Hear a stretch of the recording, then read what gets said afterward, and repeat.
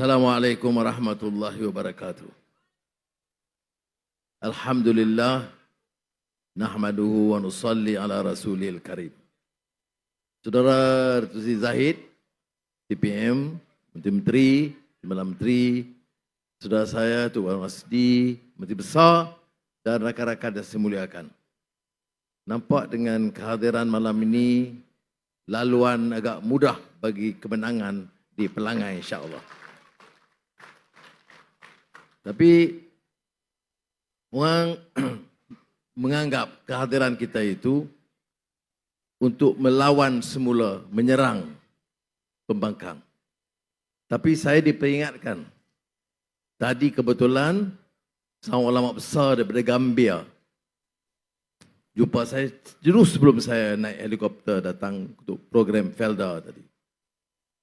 Dia ingatkan saya, dalam menghadapi liku-liku perjuangan, serangan bertubi-tubi, kita harus ingat dasar perjuangan kita dan matlamat kita.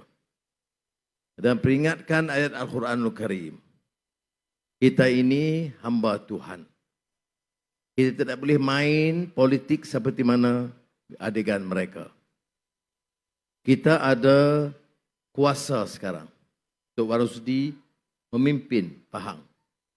Saya, Saudara Zahid, Mak Sabu dan lain-lain menjaga amanah di persekutuan.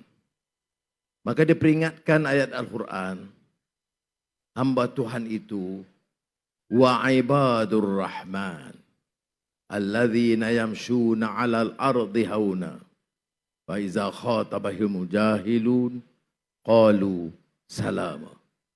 Kita ni hamba Tuhan.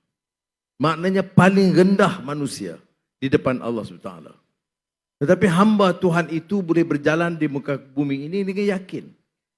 Kalau kita ikhlas al-amalillah, kita tahu amanah dan tanggungjawab kita, kita tahu hala tuju kita, kita lakar dasar yang baik, memenuhi amanah dan menjaga kepentingan rakyat,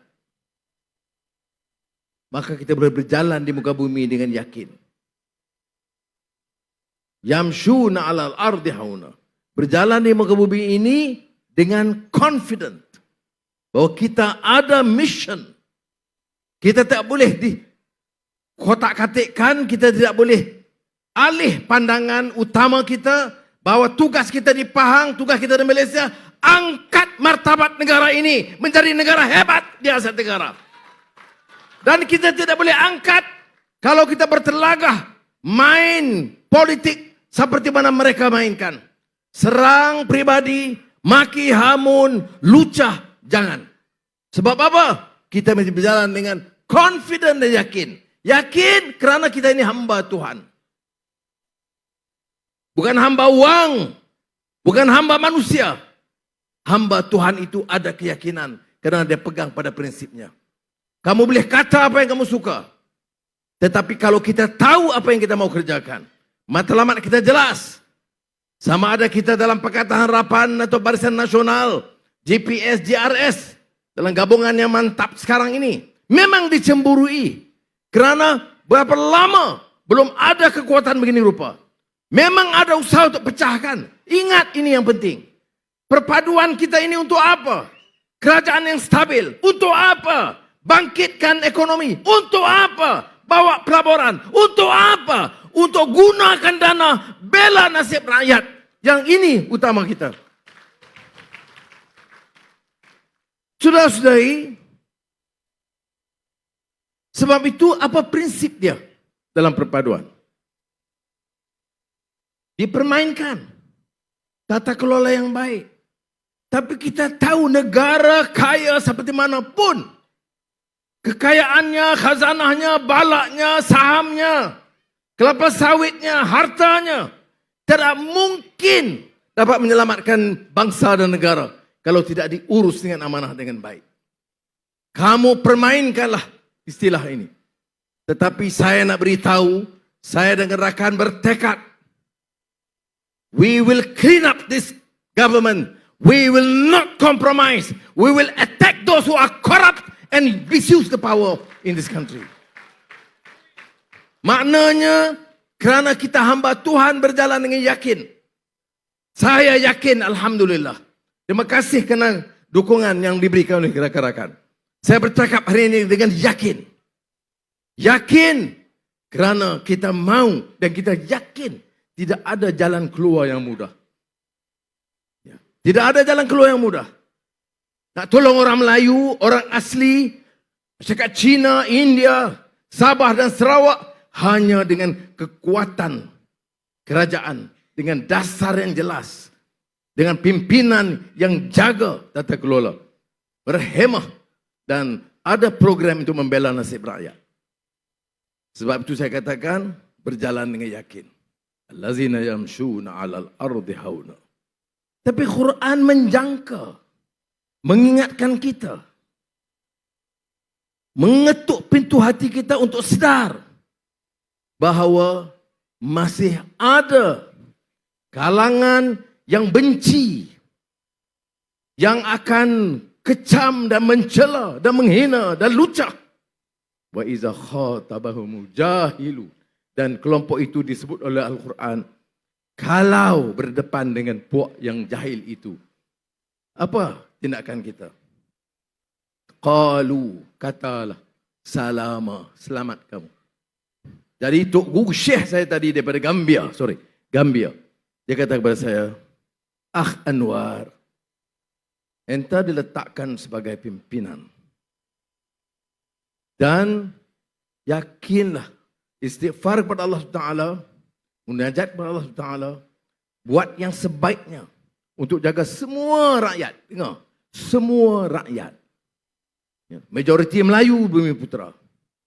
Orang asli Cina, India, Sabah, Sarawak. Lakukan dengan sebaik. Kita tak ambil gaji, dipermainkan. Kita tak beli kereta baru, diperolokkan. Tak ada yang molek yang kita buat. Apa? Kita harus tersinggung? Tidak boleh. Sebab yang menyuarakan itu sebenarnya tadbirnya pun teruk, akhlaknya pun teruk, dan digolongkan sebagai kategori jahil. Saya tengok tak kiri, kalau dia angguk, saya selamat. Ya, dan Allah sebut waqalu, qalu salama. Makna dalam sistem kita ini, kalau kita bertempur hangat, yang rugi kita. Sebab yang berkuasa di negeri Pahang kita. Yang berkuasa di pusat kita. Yang tentukan dasar perindustrian, yang Malaysia Madani, ekonomi madani, transisi tenaga, kajian separuh penggal rancangan Malaysia ke-12. Itu yang kita kerjakan. Letakkan apa yang dikatakan dasar yang jelas. Itu tanggungjawab kita. Sekarang tanggungjawab kita laksanakan. Apa tak ada masalah? Ada masalah. Surah Mak Sabu tadi pagi-pagi datang pejabat nak putuskan soal beras. Kenapa? Memang ada masalah. Memang dikeluhkan oleh rakyat sebahagiannya. Memang kadang-kadang tak sampai beras. Ataupun beras import tinggi. Sebab apa?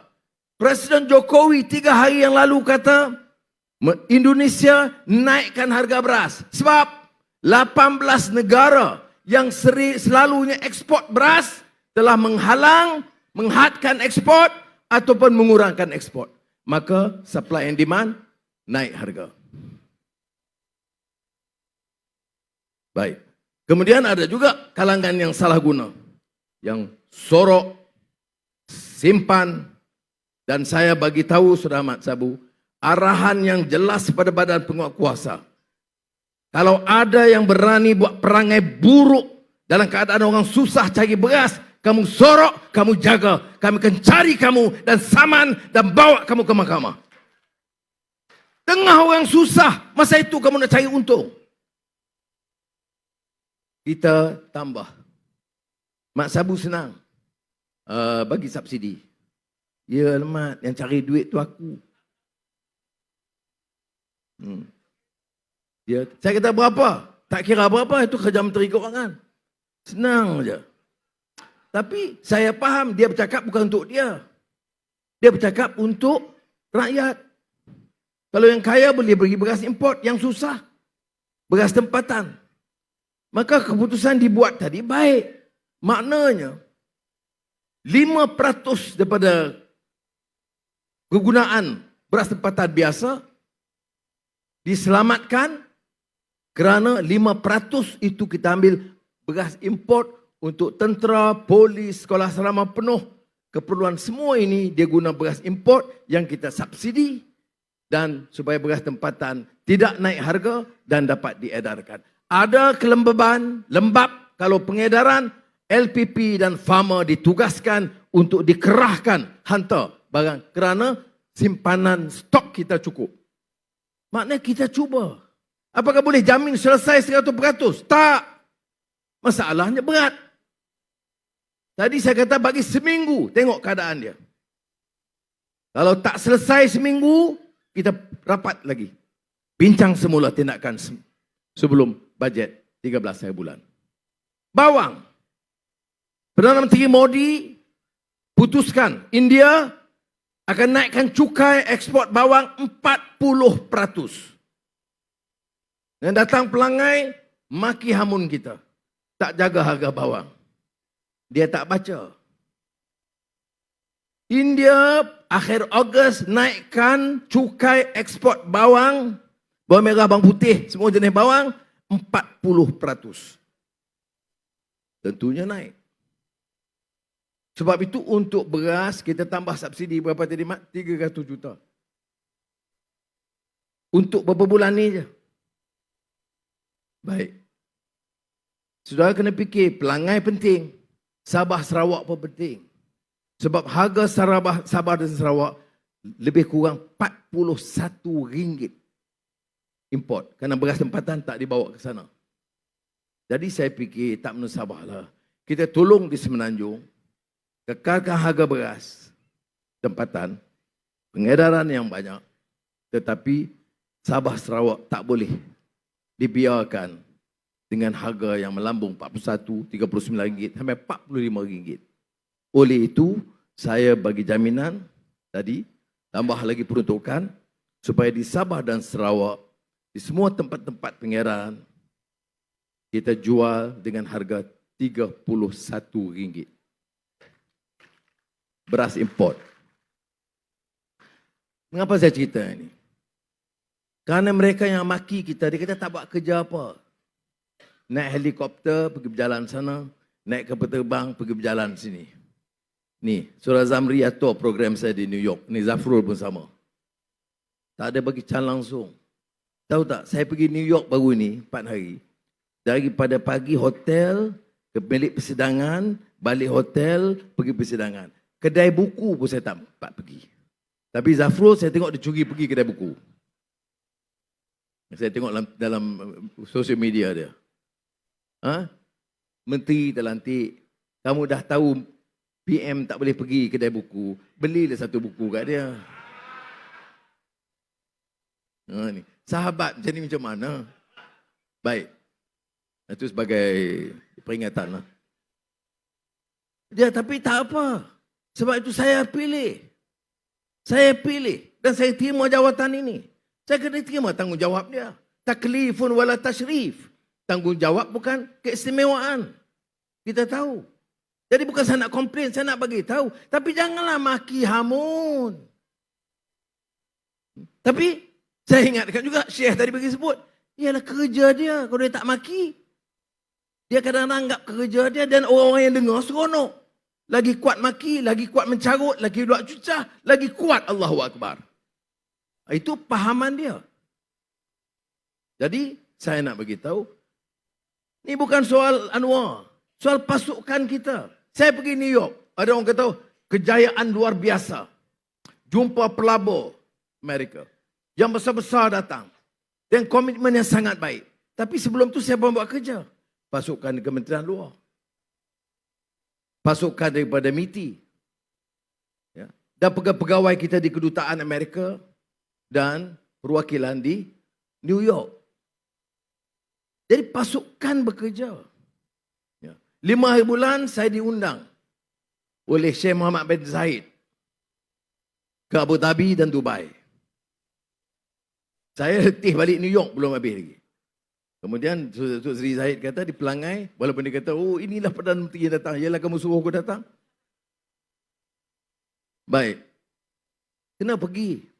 Ya, satu malam, pergi satu malam mesyuarat untuk mendapat pelawat. Mudah-mudahan insya-Allah kerana kerja dua-dua kementerian ini, khususnya Tunku Zafrul yang ke sana, kita akan beri pengumuman yang penting, bukan sahaja untuk Malaysia tetapi untuk negeri Pahang ini.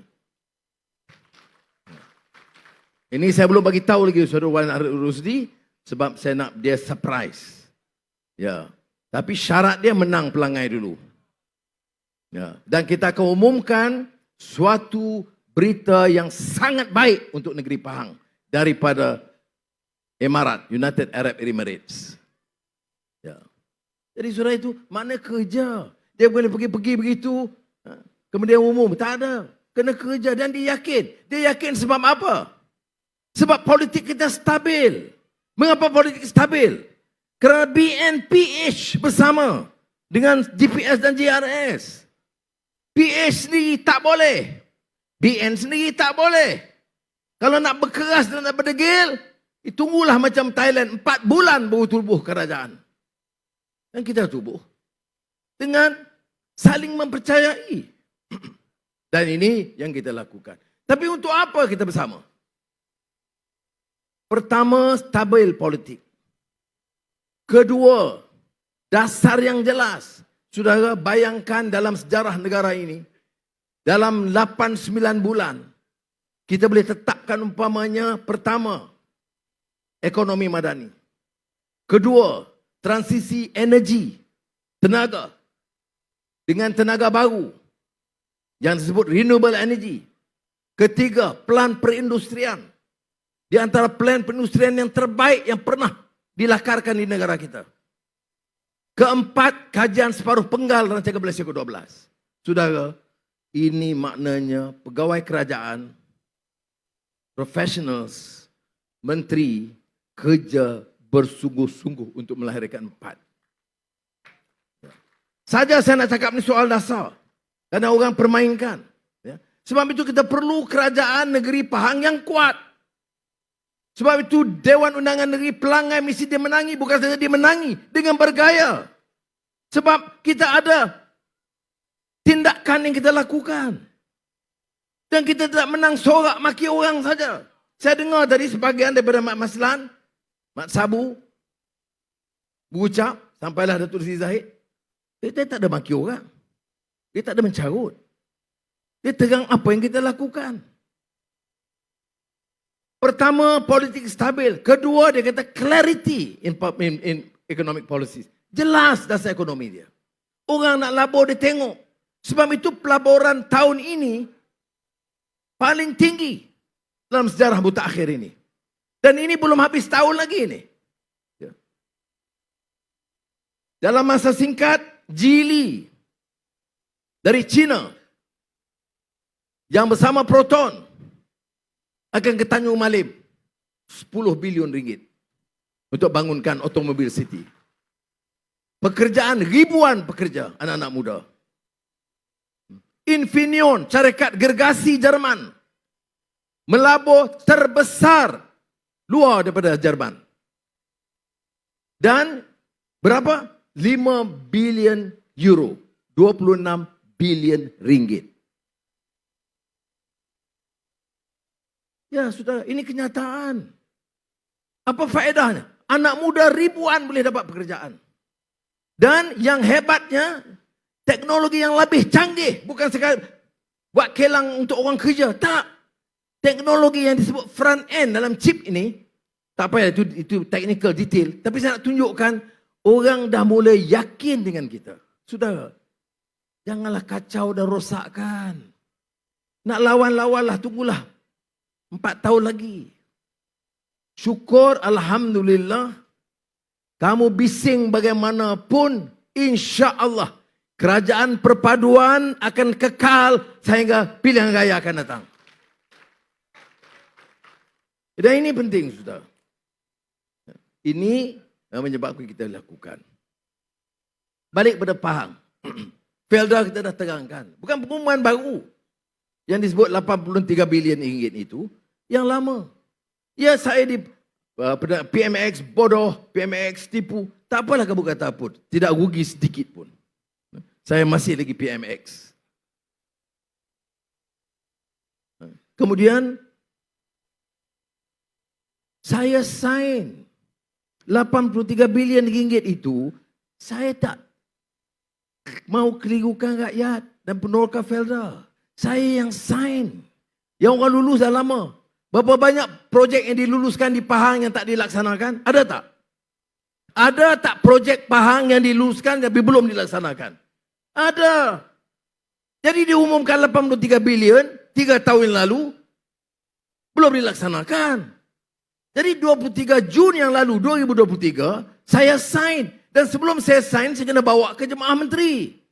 Kalau diluluskan semua saya tak bawa ke Jemaah Menteri. Saya bawa. Bila saya bawa tentulah Datuk Seri Zahid orang pertama sokong. Kemudian Fadilah. Dan yang sudah jangan terkejut.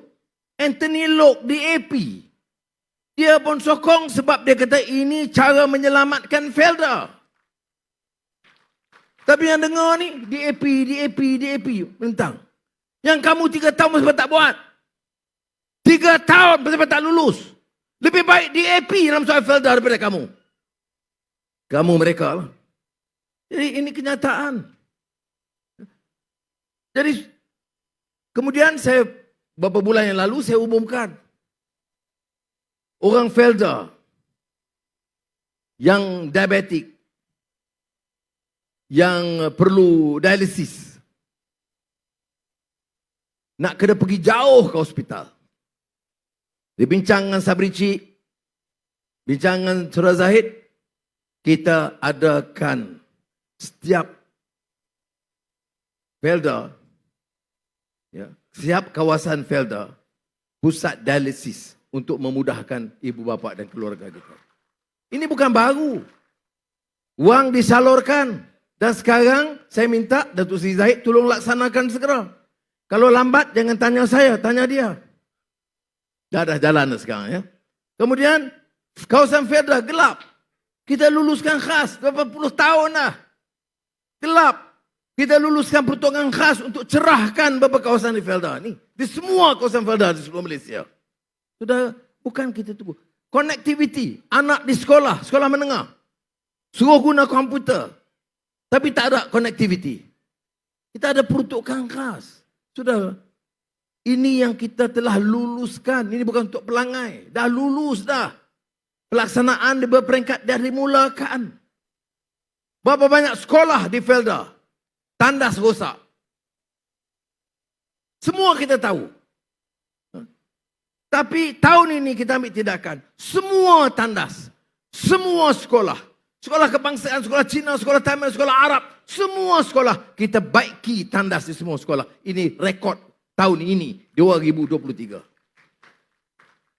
Jangan anggap ringan. Anak kita pergi. Malaysia ada Twin Tower. Malaysia ada Longest Bridge. Malaysia ada empangan besar. Malaysia tandas semua tak repair. Tanya saya, lebih penting jaga tandas bersih daripada nak bangunkan bangunan pencakar langit yang baru. Cukup yang ada. Jadi saudara, itu sebahagiannya. Saya gunakan peluang ucap pada malam ini untuk menjelaskan nak ukur kita dari segi dasar. Datuk Wan Rosdi, Menteri Besar Pahang. Jaga baik-baik. Ini Pahang banyak kawasan Felda. Ini satu-satu negeri yang telah melaksanakan projek perumahan hampir 200 juta ringgit untuk generasi kedua Felda. Mana negeri yang bising-bising itu dibuat berapa rumah? Itu pun orang benda ni. Ni orang Felda. Rumah tak ada. Apa dengan semangat saja? Dengan jerit orang saja? Dengan maki orang saja? Ajak jemaah masjid. Ajak faham Islam. Kita buat begitu. Kita minta semua pelajar di Malaysia ini, pelajar Islam, untuk baca Mataan Al-Arba'in, 40 hadis Imam Nawawi. Itu cara kita meningkatkan kefahaman Islam. Dia tak faham, dia maki orang. Kalau dia baca hadis itu, dia tak boleh maki orang. Dia sabar. Dia ada hikmah bil hikmah. Wal ma'uzatil hasanah. Wajadilhum billati ya ahsan. Dia tahu. Sebab itu kena baca hadis 40. Sekolah agama aja? Tak. Sekolah Arab aja? Tak. Semua pelajar Islam. Itu cara kita menerapkan kefahaman dan nilai Islam. Hormat, amanah, toleran, jaga nilai kemanusiaan, jaga kefahaman semua kaum, semua agama. Jangan hina orang, jangan tindas orang. Ini yang kita lakukan. Saya nak tanya, 3 tahun yang lalu, maka mereka bersama dalam kerajaan. Ada cadangan baca Quran dan hadis tambahan di sekolah? Ya. Ini nak tuduh kita. Saya cadang di Kementerian Pendidikan, di Jemaah Menteri kita bincang. Ada DAP bantah? Tak ada. Sebab kata-kata pada DAP, lebih baik orang Islam faham Islam. Dan ini wajib kepada pelajar Islam. Kita tak paksa orang bukan Islam belajar. Jadi MIC jangan bimbang. Why you look so worried? Okay. Ya. Jadi bagi saya ini cara kita meningkatkan kefahaman. Makna bila ada kuasa, jangan lupa. Bila ada kuasa, fikir bala, fikir harta, ya, fikir komisen, fikir saham. Bila hilang kuasa, fikir Melayu, fikir Islam. Ini tak boleh pakai. Nak Allah uji kita, nak buat masa ada kuasa. Dan percayalah saudara-saudari di Pelangai ini. InsyaAllah. Seperti mana selalu saya jadikan tema. In uridu illal islah mastata'tu. Kita akan cuba seluruh pasukan. Saya jumpa Datuk Seri Wan Rusdi dalam Muntaka. Saya bincang apa? Saya kata Wan Rusdi, jalankan sebaiknya. Kalau ada sakit baki yang kurang baik, bersihkan pentadbiran. Teruskan. Dan saya hormat dia kerana dia merupakan satu-satu pemimpin negeri yang paling jaga kepentingan Felda. Pada anak-anak muda Felda, saya nak bagi tahu. Kamu boleh dengar orang jerit. Kamu boleh dengar seronok orang maki orang. Kamu boleh suka orang memperbodohkan orang lain. Tapi jangan lupa, kadang-kadang dengan cara sedemikian, kamu diperbodohkan. Kerana apa? Orang yang kamu perbodohkan itu, belanja 200 juta wang negeri untuk bangun rumah-rumah untuk generasi kedua. Orang yang bercakap, hina orang ini, satu rumah pun belum dibina. Ya. Dan kerana dia lakukan itu, saya nak bagi jaminan insya-Allah dalam belanjawan kita tambah peruntukan itu dari Pahang. Ya. Supaya program, saya kata tambah sikit. Tapi dia tepuk kuat. Jadi saya harap, ya, memang malam ni kebetulan saya tidak bercakap seperti biasa, keras tidak. Sebab Syekh dari Gambia itu kebetulan dia peringatkan kepada saya, Anwar bagaimanapun, setelah lalu liku-liku, masuk penjara, keluar penjara, dihina, diaibkan, dipukul setengah mati, sekarang kamu diberi amanah. Tumpu perhatian ke arah itu. Saya kata ada setengah orang dia tak setuju dan dia tak mengapa. Dalam seluruh sejarah umat manusia ini, tak semua orang sokong perubahan yang baik. Jadi istighfarlah dan mohon doa kepada Allah Taala, tetapi jangan jangan terganggu dengan tomahan-tomahan ini. Mana dia ingatkan percaya tentang ayat Al-Quran tadi. Jadi kalau Pelangai ini, saya betul-betul harapkan kawan-kawan di Pelangai, pengundi-pengundi di sini, ya, beri peluang supaya keyakinan bukan saja kepada negeri, tapi juga kerajaan persekutuan. Dan kepada Wan Rusdi. Dan saya nak persilakan calon kita, Saudara Mirza. Saudara dah kenal. Yang kita percaya boleh memikul amanah dia dengan baik. Memang malam ni saya berucap, dia tak berucap. Tapi saya berucap macam dia berucap je lah. Ya? Jadi saya harap kita bagi sokongan yang kuat. Ya? Dia kena ikut style saya berjalan masa bersyarah. Baik. Ya. Supaya orang nampak betul-betul dengan yakin.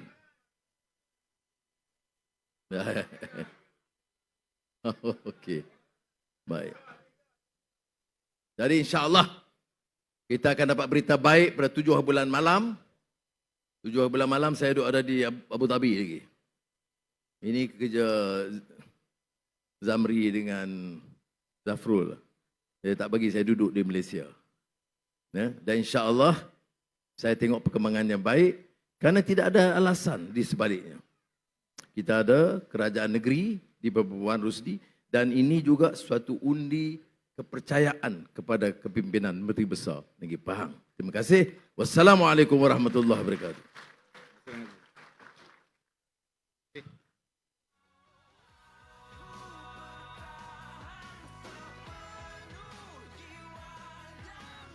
Okey tuan-tuan dan puan-puan, begitulah berakhirnya ucapan daripada Yang Amat Berhormat Perdana Menteri kita, Datuk Seri Anwar Ibrahim, Perdana Menteri kesayangan kita semua. Satu tepukan murah untuk Yang Amat Berhormat Perdana Menteri. Jangan lupa tuan-tuan dan puan-puan, 7 hari bulan nanti